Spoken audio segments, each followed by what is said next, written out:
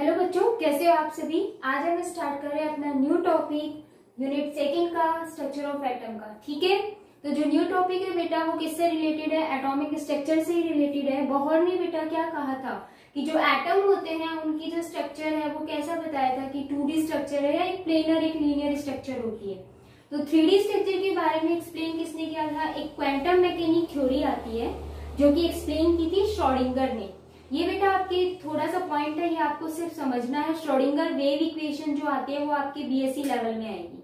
तो यहाँ पर आपको सिर्फ इतना समझना है कि एटम की जो स्ट्रक्चर है, इंटरनल स्ट्रक्चर या 3D स्ट्रक्चर, वो है क्या। ठीक है, तो देखो बेटा, जो बोहर थे उन्होंने कहा था कि जो इलेक्ट्रॉन होते हैं वो एक सर्कुलर पाथ में क्या हो रहे हैं? रिवॉल्व हो रहे हैं। ठीक है, श्रोडिंगर ने ये कहा कि न्यूक्लियस के अराउंड में जो स्पेस प्रेजेंट होता है, इस स्पेस के अंदर जो इलेक्ट्रॉन्स होते हैं इनकी प्रोबेबिलिटी क्या होती है? मैक्सिमम होती है। तो उसको एक पर्टिकुलर नेम दिया बेटा, ऑर्बिटल्स। ठीक है, तो सबसे पहले आपको ये देखना है कि देखो सर्कुलर जो पाथ था इसका नाम क्या था बेटा? ऑर्बिट। एंड जो पूरा जो ये स्पेस है उसको क्या नाम दिया? ऑर्बिटल्स। तो बेटा ऑर्बिटल एंड ऑर्बिटल्स में आपको डिफरेंस पता होना चाहिए कि ऑर्बिट क्या होते हैं एंड ऑर्बिटल्स क्या होते हैं। ठीक है, तो आज हम सबसे पहले डिस्कस करेंगे ऑर्बिट एंड ऑर्बिटल्स का। देन श्रोडिंगर ने बेटा इन इलेक्ट्रॉन्स, यहाँ पे जो ऑर्बिटल्स के अंदर जो इलेक्ट्रॉन्स प्रेजेंट होते हैं इनकी कंप्लीट इंफॉर्मेशन दी थी इन एक नंबर के थ्रू जिनको क्वांटम नंबर्स बोलते हैं। फिर हम वो डिस्कस करेंगे। तो फर्स्टली हम डिस्कस कर रहे हैं कि ऑर्बिट एंड ऑर्बिटल्स में क्या डिफरेंस होता है। तो बेटा आपको सबसे पहले तो स्ट्रक्चर से पता चल रहा होगा कि ऑर्बिट क्या है। एक सर्कुलर पाथ है, फिक्स पाथ है जिसमें इलेक्ट्रॉन क्या हो रहा है? रिवॉल्व हो रहा है। एंड जो ऑर्बिटल्स होते हैं बेटा वो क्या होते हैं?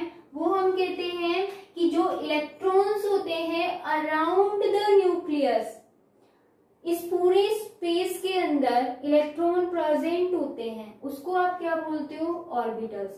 दैट मीन्स हम ये कहेंगे कि जो इलेक्ट्रॉन्स प्रेजेंट है वो किसमें प्रेजेंट है? सर्कुलर पाथ के अंदर।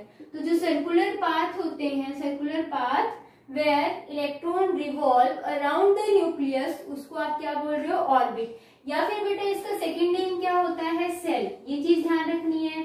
आपने एनर्जी लेवल भी देखा था कि एनर्जी लेवल भी बोलते हैं, स्टेशनरी स्टेट भी बोलते हैं, बोहर ने एक्सप्लेन किया था। ऑर्बिटल्स क्या होते हैं? मैंने अभी बताया कि न्यूक्लियस के अराउंड जो स्पेस है, तो बेटा इसको हम कहते हैं कि 3D जो स्पेस होगा किसके around? Around the nucleus where probability of finding electron is maximum, वही क्या है बेटा? आपका ऑर्बिटल्स। ठीक है, तो फर्स्ट हम कहेंगे ये तो एक सर्कुलर पाथ है, बट ये क्या होता है? एक 3D स्पेस होता है। सेकेंड अगर हम बात करें कि देखो बेटा इसमें क्या होता है? सर्कुलर पाथ के अंदर इलेक्ट्रॉन प्रेजेंट है, तो इसी पाथ में वो क्या कर रहा है? रिवॉल्व हो रहा है। तो इसका जो मोशन होगा वो कैसा होगा? Planar motion. ठीक है, नेक्स्ट अगर हम इसकी बात करें बेटा, तो देखो यहाँ पर इलेक्ट्रॉन जो है उसकी फिक्स पोजीशन नहीं है। अभी यहाँ पे कहीं भी प्रेजेंट हो सकता है, यहाँ भी, यहाँ भी, यहाँ भी, यहाँ भी। तो हम ये कहेंगे कि जो ये मोशन होगा इलेक्ट्रॉन का वो कैसा होगा? 3D मोशन होगा। ठीक है, थर्ड बात, थर्ड क्या बेटा? इसकी जो शेप होती है वो कैसी होती है? देखो अगर हम देखें तो सर्कुलर पाथ है, स्पेस भी कैसे, शेप भी कैसी है? सर्कुलर या फिर स्फेरिकल बोल सकते हैं। तो इसकी जो शेप होती है वो कैसी होती है? सर्कुलर शेप होती है, या फिर हम उसको क्या बोलते हैं? स्फेरिकल। बेटा जो ऑर्बिटल्स होते हैं उनकी क्या होती है? अलग अलग डिफरेंट शेप होती है। ठीक है, बट अगर हम बात करें, देखो ऑर्बिट्स कौन कौन से थे? KLMN, पता है सबको, आपको KLMN सो ऑन। तो ये क्या होते हैं? सभी की शेप कैसी होती है? सर्कुलर, सभी की सेम रहेगी।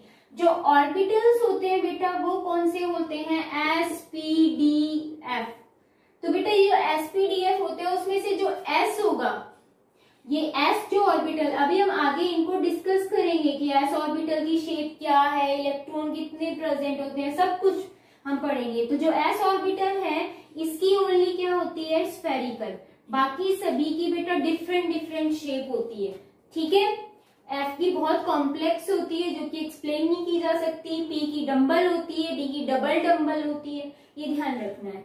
बेटा फोर्थ पॉइंट है वो क्या है? डायरेक्शन। क्या एक आपके पास स्फेरिकल शेप है, क्या आप इसकी डायरेक्शन बता सकते हैं? नहीं बता सकते। बट जिनकी डिफरेंट डिफरेंट शेप होती है, किसको छोड़ के? स्फेरिकल को छोड़ के, उसकी हम शेप बता सकते हैं, जैसे कि एक्स एक्सिस में है या वाई में है या जेड में है। तो बेटा यहाँ पर जो सर्कुलर पाथ है या ऑर्बिट्स होते हैं, ये क्या होते हैं? नॉन डायरेक्शनल इन नेचर, ये ध्यान रखना बेटा। और इनमें एस को छोड़ के बाकी सारे कैसे होते हैं? डायरेक्शनल होते हैं। ये चीज ध्यान रखनी है आपको। एस नॉन डायरेक्शनल होता है, बाकी सारे क्या होंगे बेटा? डायरेक्शनल होंगे। एंड फिफ्थ पॉइंट बहुत इंपॉर्टेंट है, हमें पता है कि ऑर्बिट्स या सेल जो होते हैं उसमें मैक्सिमम नंबर ऑफ इलेक्ट्रॉन हम कैसे कैलकुलेट करते हैं? तो मैक्सिमम नंबर ऑफ इलेक्ट्रॉन जो है वो उसका फॉर्मूला होता है 2n²। और बेटा यहाँ पर मैक्सिमम नंबर ऑफ इलेक्ट्रॉन जब हम निकालेंगे तो इसमें बेटा कोई भी ऑर्बिटल हो, चाहे s हो, चाहे p हो, चाहे d, चाहे f, सभी में क्या होंगे? Maximum number of electron 2। इसमें बेटा हम ये कह सकते हैं कि इलेक्ट्रॉन क्या होते हैं? Fix number of electron. But इसमें फिक्स नहीं है। कैसे?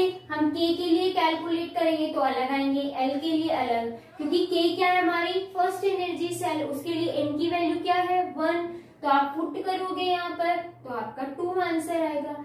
L के लिए n की वैल्यू कितनी होती है? 2 पुट करोगे तो यहाँ पर आपका आंसर अलग आएगा, 8 आएगा। तो हम ये कह सकते हैं कि जो ऑर्बिट्स होते हैं उसमें maximum number of electron same नहीं होते, डिफरेंट डिफरेंट होते हैं, जो कि हम कैलकुलेट करते हैं with the help of 2n²। And orbitals जो होते हैं, ऑर्बिटल्स के अंदर जो मैक्सिमम नंबर ऑफ इलेक्ट्रॉन है वो क्या रहेंगे? फिक्स रहेंगे, दैट मीन्स 2। ठीक है, अभी हम नेक्स्ट टॉपिक डिस्कस करेंगे। ये हमारा हो गया ऑर्बिट एंड ऑर्बिटल्स। नेक्स्ट क्या है? श्रोडिंगर ने इलेक्ट्रॉन की कंप्लीट इंफॉर्मेशन बताई थी। क्या?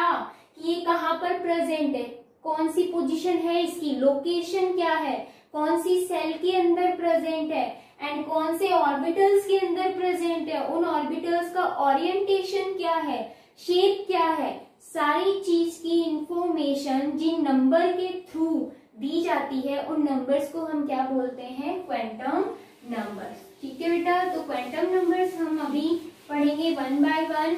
जो क्वांटम नंबर्स होते हैं वो 4 टाइप्स के होते हैं। बहुत इंपॉर्टेंट है बेटा, इसके बेस पे क्वेश्चंस भी आते हैं एंड इजी भी है, बस थोड़ा सा समझना है सिर्फ आपको।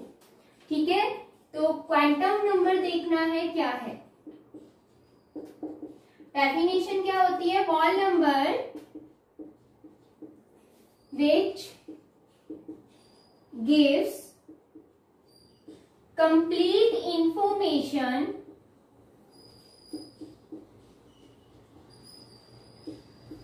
about electron।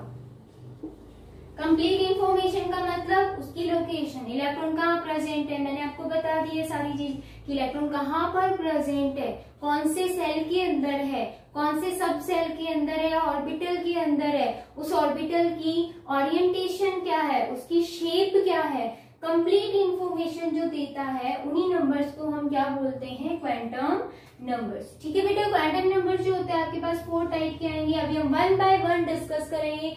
जो सबसे फर्स्ट आता है वो आता है बेटा principal quantum number. Principal quantum number को n से डिनोट करते हैं। अब इसमें मैं आपको कुछ पॉइंट्स बताऊंगी, वो पॉइंट्स आपको ध्यान रखने हैं। फर्स्ट पॉइंट, जो प्रिंसिपल क्वांटम नंबर है वो क्या बताता है? Tell about number of shells, या फिर सेल्स के बारे में। सेल्स मतलब ऑर्बिट्स के बारे में। आपको पता है सेल्स कौन सी होती है? K, L, M, N होती है। वी नो दैट जो K होता है उसके लिए N की वैल्यू 1 होती है, L के लिए N की वैल्यू 2 होती है, M के लिए N की वैल्यू 3 होती है एंड जो N होता है N की वैल्यू 4 होती है। ऐसे ही बढ़ता हुआ चला जाएगा, K, L, M, N, O, P और N की वैल्यू भी इंक्रीज होती रहेगी। ठीक है, तो फर्स्ट क्या बताता है बेटा प्रिंसिपल क्वांटम नंबर? सेल्स के बारे में कि कितने, कौन सा इलेक्ट्रॉन किस सेल के अंदर प्रेजेंट है। सेकेंड, ये जो सेल है इसकी एनर्जी को भी बताता है, एनर्जी ऑफ सेल।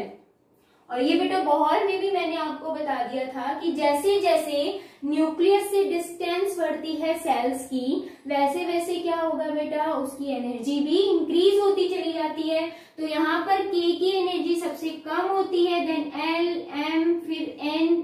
इसका मतलब जैसे जैसे आप आगे जाओगे एनर्जी बढ़ती हुई चली जाएगी, इंक्रीजिंग ऑर्डर है। थर्ड बेटा क्या बताया था, मैक्सिमम नंबर ऑफ इलेक्ट्रॉन।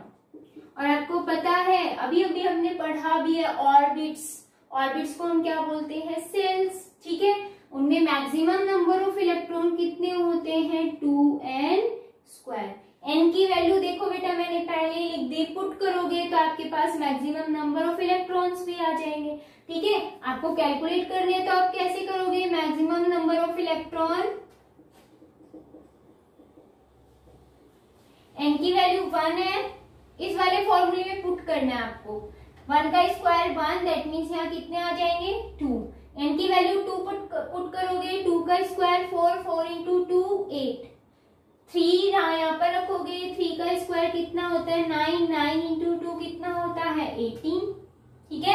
ऐसे ही आप करते जाओगे तो आपके पास क्या आ जाएगा, maximum number of electrons. Next जो फोर्थ पॉइंट है वो बताया था बेटा एंगुलर मोमेंटम। और एंगुलर मोमेंटम भी मैंने आपको बताया हुआ है बोहर के अंदर। एंगुलर मोमेंटम क्या होता है, m/r is equal to nh upon 2π।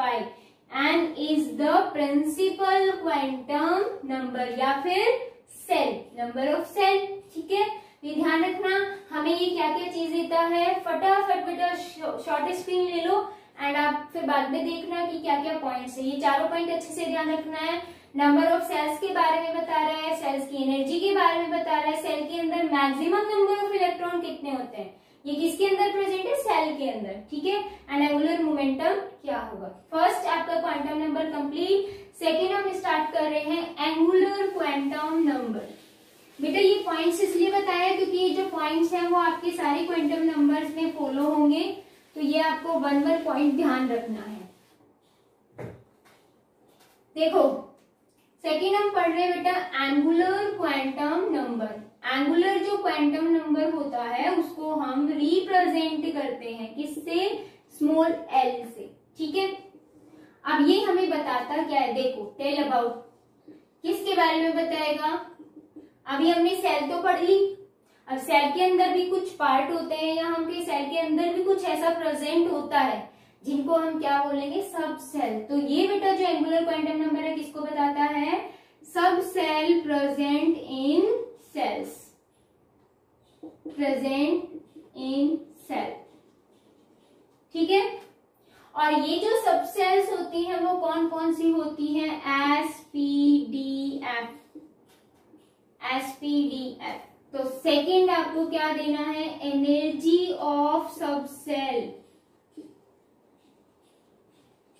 Energy of सब सेल क्या होगा बेटा, सेम जैसे KLM था, सेम वो का वो आएगा बेटा।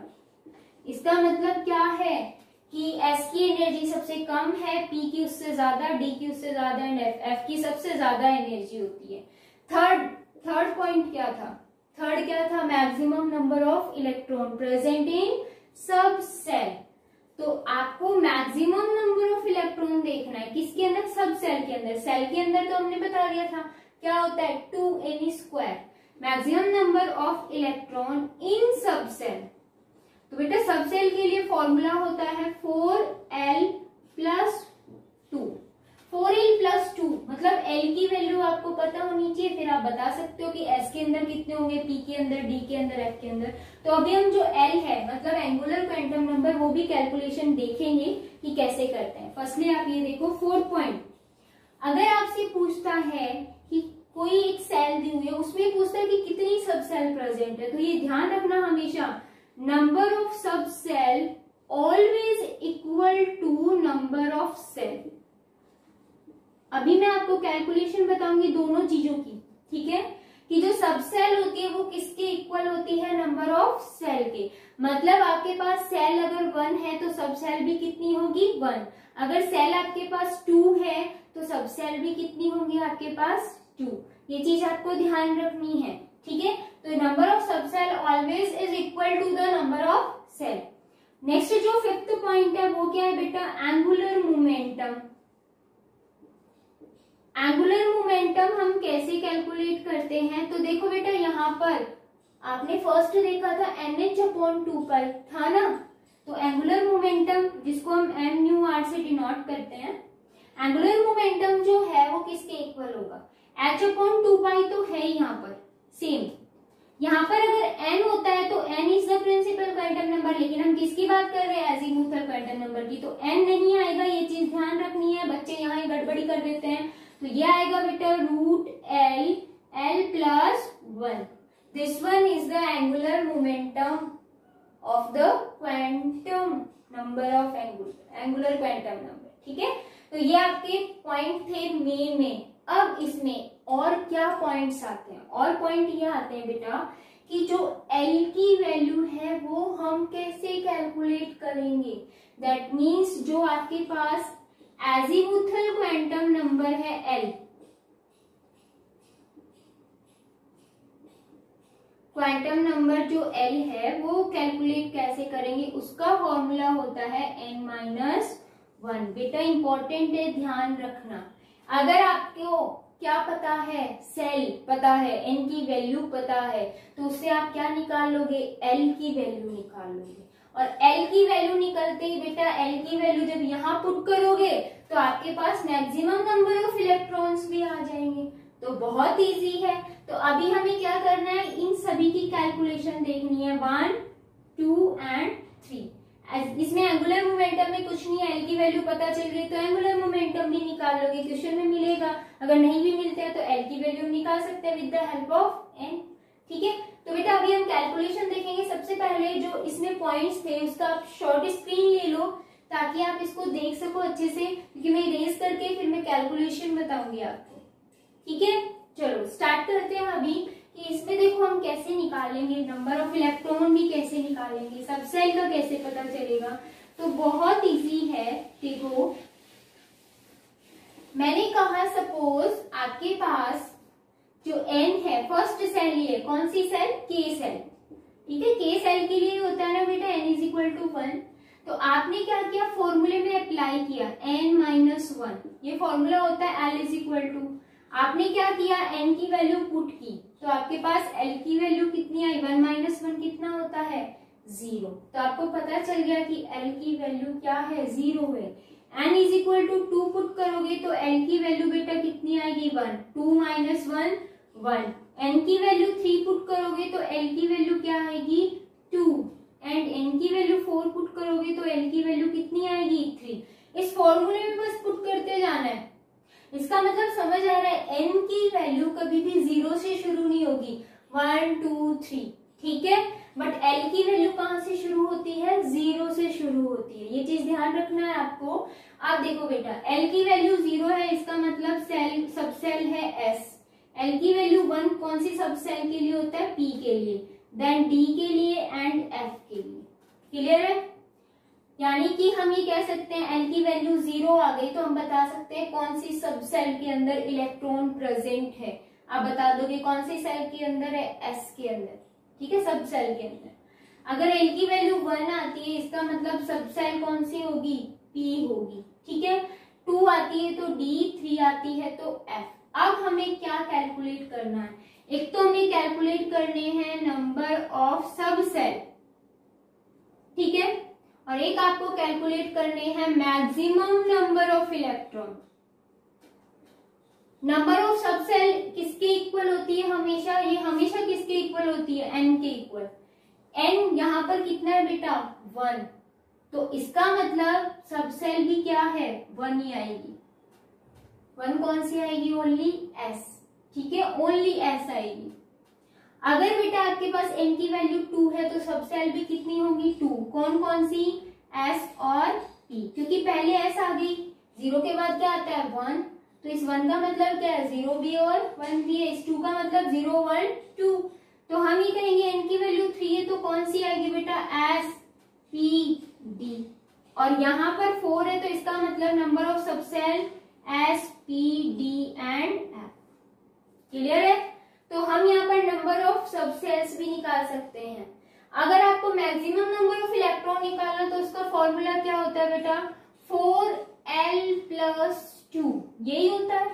अगर आप l की वैल्यू पुट कर रहे हो, सपोज l की वैल्यू, सपोज क्या बेटा यहाँ है 0, 0 पुट किया आपने, ये वैल्यू तो 0 हो गई तो l की वैल्यू, सॉरी इलेक्ट्रॉन की वैल्यू कितनी आई 2।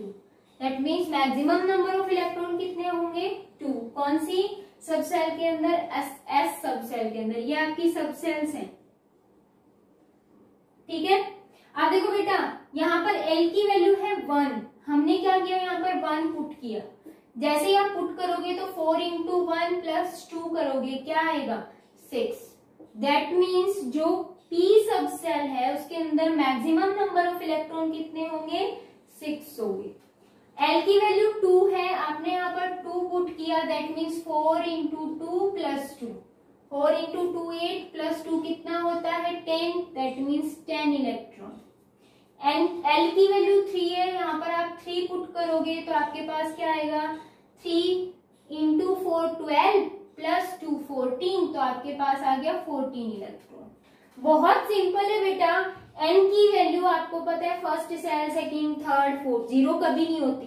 अगर सेल ही नहीं है तो इसका मतलब उसके पास तो इलेक्ट्रॉन ही प्रेजेंट नहीं है, और ऐसा कोई भी एटम नहीं है जिसके पास इलेक्ट्रॉन ही ना हो, ठीक है।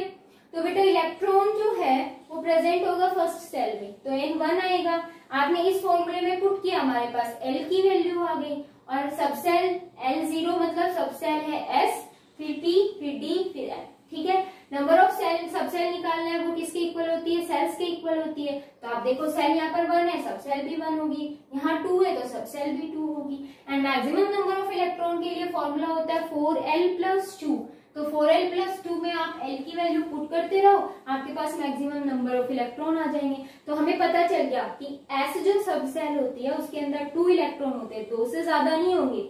p के अंदर 6 से ज्यादा कभी भी नहीं होंगे। ऐसे d के अंदर मैक्सिमम इलेक्ट्रॉन 10 रहेंगे एंड f के अंदर 14 रहेंगे, ठीक है। तो ये था बेटा second angular quantum number. Third start कर रहे हैं मैग्नेटिक क्वांटम नंबर। इसका भी बेटा शॉर्ट स्क्रीन ले लो, बहुत सिंपल है। अगर कैलकुलेशन पूछा जाता है तो आप इजीली कर दोगे, बस फॉर्मूले ध्यान होने चाहिए और कुछ भी नहीं, ठीक है।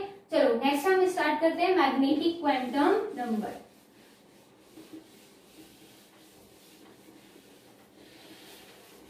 मैग्नेटिक जो क्वांटम नंबर होता है बेटा, ये क्या बताता है, ये बताता है कि जो सब सेल है sp_d_f, इसमें कितने पार्टीशंस प्रेजेंट होते हैं, ठीक है। जैसे आप ये कहो कि ये मार्कर है, ठीक है, इस मार्कर के अंदर अगर हम यहाँ पर ब्रेक कर देते हैं इसको, तो कितने पार्ट, अगर मैं 1 ब्रेक करूं तो कितने होंगे 2 पार्ट। अगर मैंने यहाँ पर 2 जगह पे ब्रेक किया इसको तो कितने पार्ट होंगे 3 पार्ट। तो ऐसे ही जो सब सेल्स होती हैं उनके पार्ट्स होते हैं, और उन पार्ट्स को बेटा हम ऑर्बिटल्स बोलेंगे, ये ध्यान रखना है आपको। तो हम क्या कह रहे हैं, थर्ड डिस्कस कर रहे हैं क्या, magnetic quantum number. Magnetic quantum number जो है उसको हम रिप्रेजेंट कर रहे हैं बेटा स्मॉल m से, और ये हमें क्या बताता है, tell about orbitals present in subshell. तो बेटा होता क्या है, जो सब सेल्स है ना उन्हीं को हम ऑर्बिटल्स भी बोल सकते हैं, ये चीज ध्यान रखना आपको, क्योंकि हम उसके पार्ट की तो बात कर रहे हैं, कोई अलग चीज नहीं कि उसके अंदर क्या अलग से प्रेजेंट हो सकता है। तो बेटा हम ये कह रहे हैं कि जो ऑर्बिटल्स हैं वो क्या है, सब सेल का पार्ट है, तो इसीलिए हम जो सब सेल्स होते हैं उनको ऑर्बिटल, जैसे कि मैंने कहा सब सेल कौन सी है s, तो उसको आप s ऑर्बिटल भी बोल सकते हो। जैसे p सब सेल है तो उसको आप क्या बोल सकते हो, p ऑर्बिटल भी बोल सकते हो, ठीक है। तो अभी हम डिस्कस करेंगे, सबसे पहले ऑर्बिटल्स के बारे में बताता है। सेकंड बेटा क्या, अब देखो बहुत इंपॉर्टेंट पॉइंट है, हम एनर्जी की बात कर रहे थे, ठीक है। एनर्जी क्या होती है, देखो सब सेल है आपके पास s, p, d and f, इसमें हम पार्टीशंस देखेंगे 1 by 1, ठीक है। उसके लिए मैं आपको फॉर्मूला भी बताऊंगी। अब इसमें सिर्फ एक छोटा सा पॉइंट ध्यान रखना है कि जितने भी, मैंने ये कहा कि मैंने इसको सपोज 2 टुकड़े किए, यहाँ पर मैंने क्या किया 2 जगह कट लगा दिया, तो इसके 3 टुकड़े हो गए, ठीक है। तो तीनों की एनर्जी क्या रहेगी, सेम रहेगी। तो जिनकी एनर्जी सेम होती है उनको हम क्या बोलते हैं, डीजेनरेटेड ऑर्बिटल्स। ठीक है, तो ये चीज ध्यान रखना है बेटा, डीजेनरेटेड ऑर्बिटल्स का मतलब क्या होता है, सेम एनर्जी। मतलब जितने भी ऑर्बिटल्स होंगे उन सभी की एनर्जी क्या होगी, सेम होगी। ठीक है, नेक्स्ट थर्ड पॉइंट। अब इसमें हमें क्या निकालना है बेटा, मैंने आपको कहा आपको ऑर्बिटल्स निकालने हैं, तो that means number of orbitals निकालने का फॉर्मूला क्या होता है, number of orbitals is equal to, देखो 2l प्लस, देखो 2l, इसमें क्या था, उसमें क्या था बेटा 4l, इसमें क्या है 2l। ये चीज आपको ध्यान रखनी है कि 2l एंड 4l में डिफरेंस है।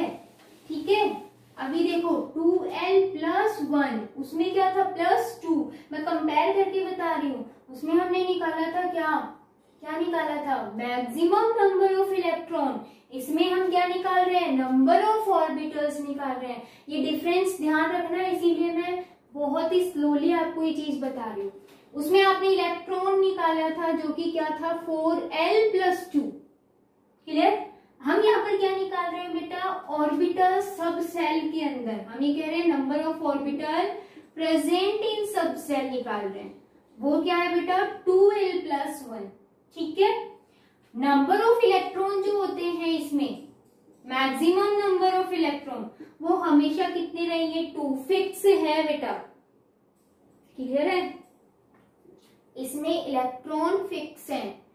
उसमें क्या था, सब सेल सेल के इक्वल था। ठीक है, इसमें बेटा नंबर ऑफ ऑर्बिटल्स निकालने के लिए हम ये वाला फॉर्मूला अप्लाई करते हैं। एजीमुथल में हमने नंबर ऑफ इलेक्ट्रॉन निकालने के लिए फॉर्मूला अप्लाई किया था। तो ये चीज आपको ध्यान रखनी है। ठीक है, तो चलो बेटा इसमें हम डिस्कस कर रहे थे अभी क्या कि नंबर ऑफ इलेक्ट्रॉन इसमें फिक्स होता है 2।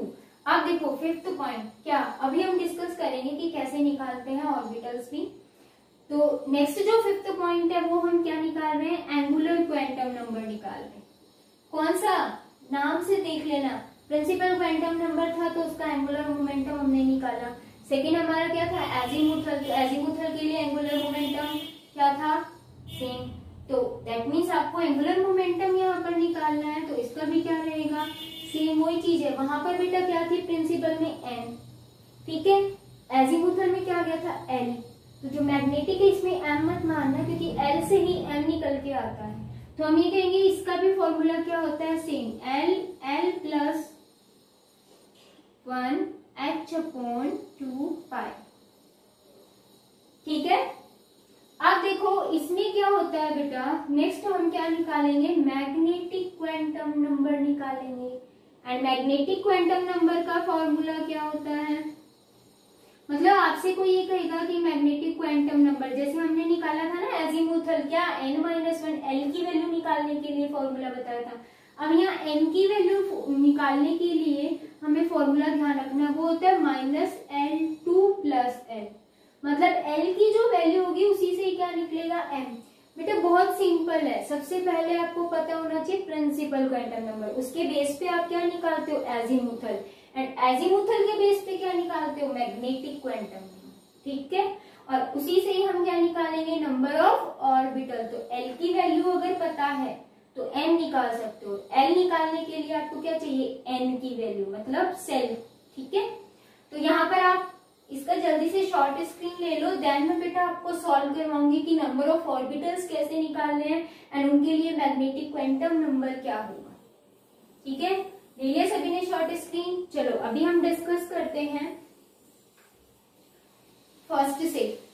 क्या देखो, l की वैल्यू आप n से निकालते हो, राइट। तो आपको सबसे पहले क्या पता होना चाहिए, n की वैल्यू। तो हम यहाँ पर n की वैल्यू देखेंगे, देन हम किसकी वैल्यू देखेंगे, l की देखेंगे।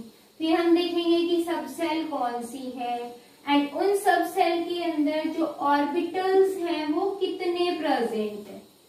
ठीक है, अब हमें पता है कि सब सेल और l और n, ये तो हमने पहले निकाल लिया। तो मैं सीधा लिख दूं n = अगर आपका 1 होता है तो l की वैल्यू कैसे निकालते हैं, n-1 से। क्या आई, 0। सब सेल कौन सी थी, s।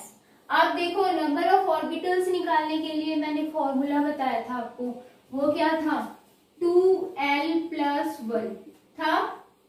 l की वैल्यू क्या है, 0, 0 पुट करोगे, ये वैल्यू 0, दैट मीन्स क्या आया, 1। तो s के अंदर ऑर्बिटल कितना होता है बेटा, 1 होता है। क्लियर। चलो n की वैल्यू 2 है, तो l की वैल्यू कितनी आएगी, 1। कौन सा सब सेल था, p। अब देखो बेटा l की वैल्यू यहाँ पर पुट करोगे आप 1 पुट कर दिया, 2 इंटू 1 2 प्लस 1 करोगे कितना आया, 3। इसका मतलब p के अंदर नंबर ऑफ ऑर्बिटल्स कितने आ गए, 3। क्लियर। अब n इज इक्वल टू 3 है, तो l की वैल्यू कितनी आएगी, 2। सब सेल था हमारा d। एंड देखो बेटा क्या करोगे, l की वैल्यू 2 पुट करो, 2 into 2 4 plus 1 5, that means number of orbitals कितने आ गए, 5। n की वैल्यू आप रखोगे 4, तो यहाँ पर क्या आएगा, देखो 3। देन f, अब आपने 3 वैल्यू पुट की, 3 इंटू 2 6 प्लस 1 7। क्लियर है।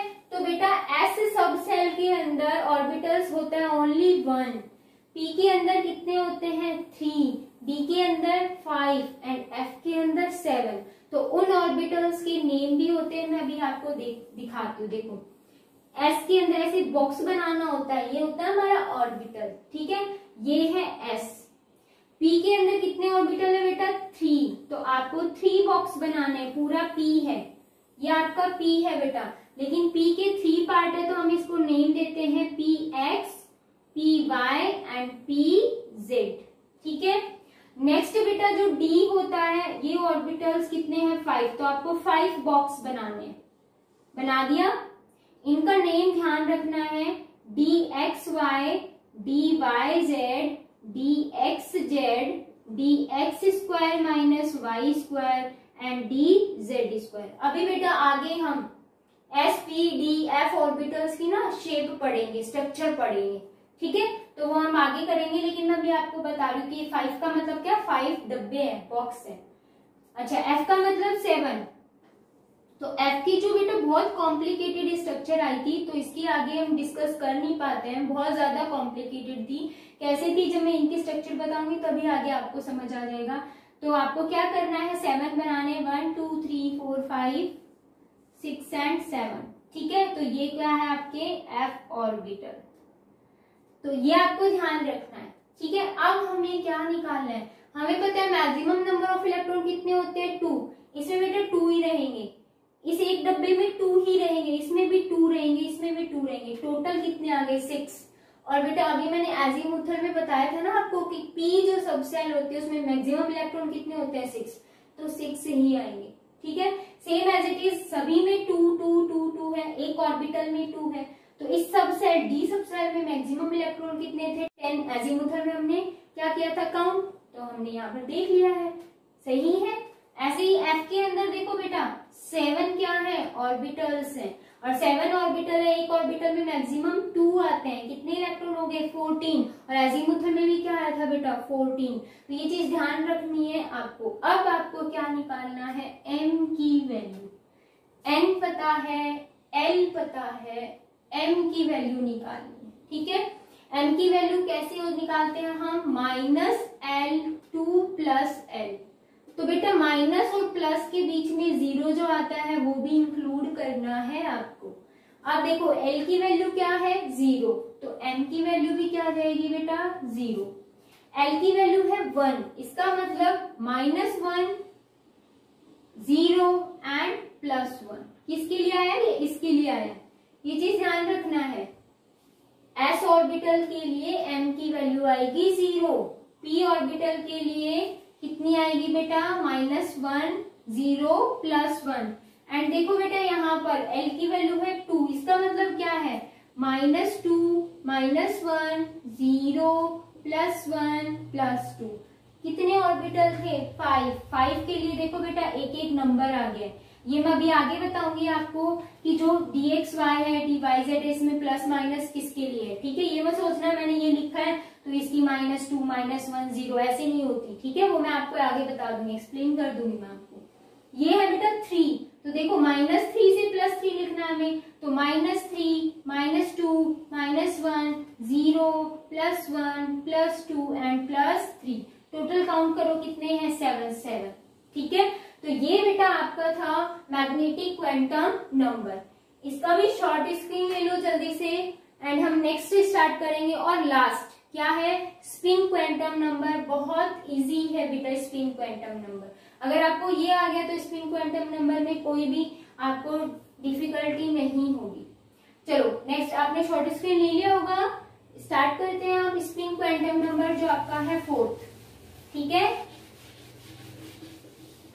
बेटा, जो स्पिन क्वांटम नंबर होता है इसको हम डिनोट कैसे करते हैं ये ध्यान रखना, बहुत इजी है। स्पिन क्वांटम नंबर इसको हम एस से डिनोट करते हैं, ये हमारा 4th है। ठीक है, स्पिन क्वांटम नंबर क्या कहता है, देखो बेटा जो इलेक्ट्रॉन होता है वो एक सर्कुलर पाथ में भी रिवॉल्व हो रहा है और इसकी जो एक्सिस है उसमें भी क्या होता है, रिवॉल्व होता है। तो बेटा जो अपनी ऑन द एक्सिस, अपनी एक्सिस पर जब इलेक्ट्रॉन रोटेट होता है तो उसको आप क्या बोलोगे, स्पिन। ठीक है, अब वो रोटेट कैसे हो रहा है, क्लॉकवाइज भी हो सकता है और एंटी क्लॉकवाइज भी हो सकता है। तो एक चीज ध्यान रखनी है कि स्पिन क्वांटम नंबर क्या बताता है, स्पिन क्वांटम नंबर बताता क्या बेटा, इलेक्ट्रॉन क्या हो रहा है, रोटेट कर रहा है ऑन देयर एक्सिस, अपनी एक्सिस पर क्या कर रहा है, रोटेट हो रहा है, उसको बताता है स्पिन क्वांटम नंबर। ठीक है, सेकंड कि जो स्पिन क्वांटम नंबर है वो बेटा क्लॉकवाइज भी हो सकती है और एंटी क्लॉकवाइज भी हो सकती है। अगर क्लॉकवाइज होती है तो बेटा इसकी वैल्यू होगी +½ और अगर एंटी क्लॉकवाइज होती है तो -½ बस इतना सा है स्पिन क्वांटम नंबर में, कुछ भी नहीं है। इसका मतलब जो इलेक्ट्रॉन्स आपके आएंगे ना, मैक्सिमम इलेक्ट्रॉन, उसमें आप दोनों स्पिन शो करोगे। ठीक है, +½ भी और माइनस, मतलब ये भी प्लस भी हो सकती है और माइनस भी हो सकती है। तो स्पिन में इतना क्वेश्चन नहीं पूछा जाता है जितना मैग्नेटिक क्वांटम नंबर के बेसिस पे पूछा जाता है। तो ये है आपका स्पिन क्वांटम नंबर। अब इसका एंगुलर मोमेंटम जो निकालते हैं उसको हम बोलते हैं स्पिन एंगुलर मोमेंटम। और स्पिन एंगुलर मोमेंटम सेम है बेटा, जैसे एजीमुथल था, मैग्नेटिक था, वैसे ही सेम है, बट इसको हम किससे डिनोट कर रहे हैं, एस से। तो जो एंगुलर मोमेंटम होगा वो क्या होगा, √s s+1 h/2π। ये है क्या, स्पिन एंगुलर मोमेंटम। तो बेटा ये चारों आपके क्वांटम नंबर्स जो हैं वो कंप्लीट हो चुके हैं। कल हम डिस्कस करेंगे बेटा shape of the orbital, important है, अच्छे से ध्यान भी रखना है आपको। ठीक है, कल मिलते हैं एक नए टॉपिक के साथ। Take care.